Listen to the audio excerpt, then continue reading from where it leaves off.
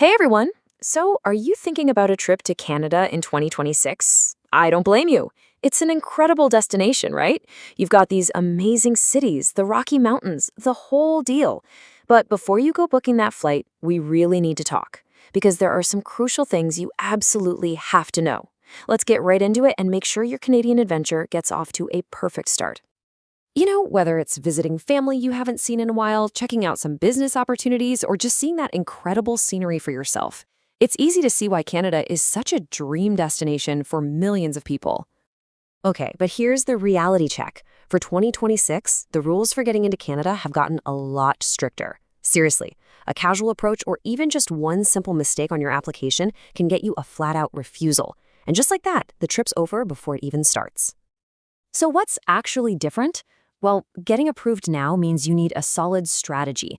It's not enough to just say you want to visit. You have to prove, beyond a doubt, that you're a genuine visitor who's going to play by the rules. You're up against three main challenges. First, visa officers are demanding you show more money. Second, they're looking way more closely at your long-term plans, something they call dual intent, and we'll get into what that means in a minute. And third, sadly, refusal rates from some parts of the world are just climbing. The bottom line is this: you have to prove you've got the cash for your trip and that you have every reason to go back home when you're done. So where do you even begin? First things first, you gotta figure out which path into Canada is for you. And it all boils down to the passport you hold. Because you need to know, there's pretty much no such thing as just getting a visa on arrival. Basically, the system is split in two. For most of the world, you'll need what's called a temporary resident visa, or a TRV. This is a full-on formal application.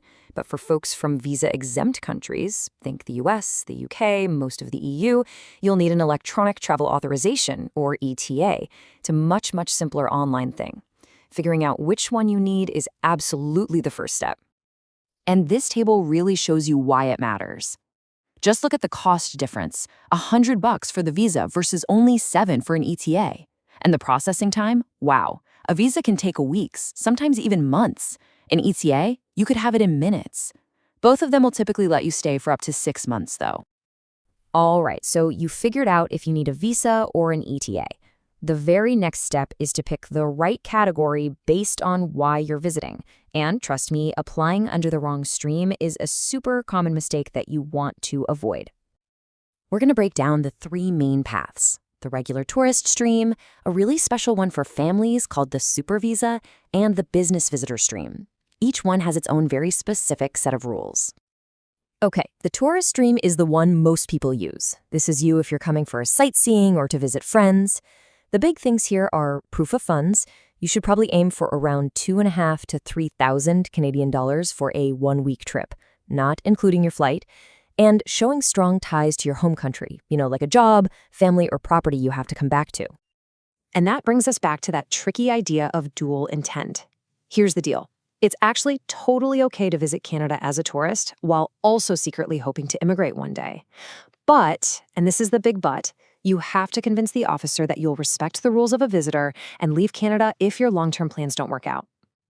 Now, if you're visiting family, you need to know about the super visa. This thing is a total game changer.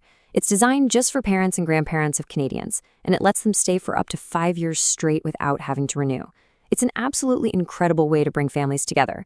But as you can imagine, the requirements are pretty strict. Yeah, it comes with some serious conditions. First off, the parent or grandparent visiting has to get private medical insurance from a Canadian company, and that policy needs to have at least $100,000 in coverage. This one is completely non-negotiable. And second, the person in Canada who's hosting them, their child or grandchild, has to prove they earn enough money.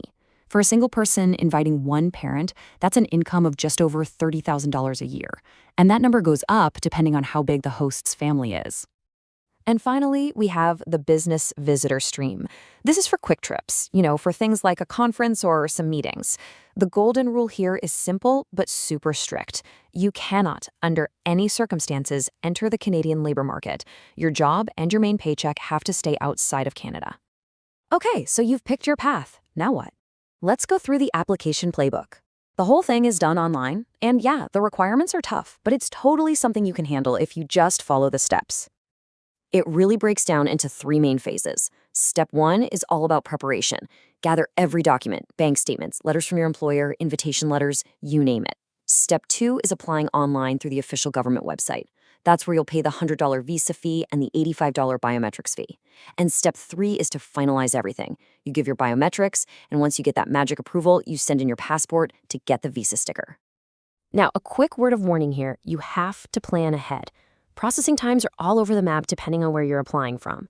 For instance, an application from the US might take about 20 days, but one from India could be closer to 90 days or almost 3 months. The takeaway is simple. Check the latest processing times for your country and apply way in advance.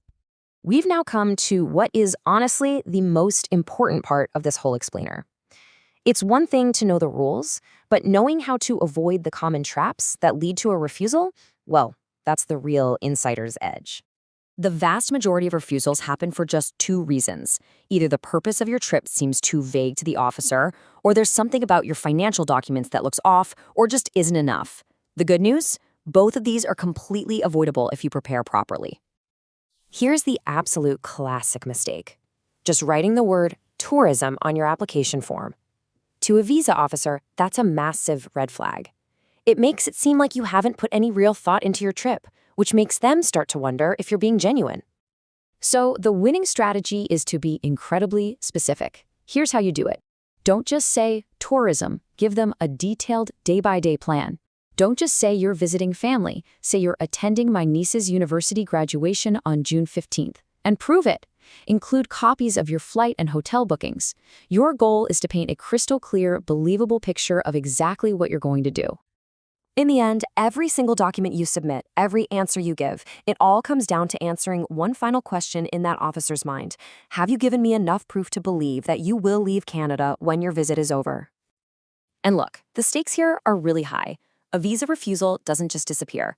It stays on your permanent record, and it makes any future application to Canada, and sometimes even to other countries, so much harder. So here's the bottom line. Take the time, do the work, and put together a perfect application. Your dream trip to Canada really depends on it.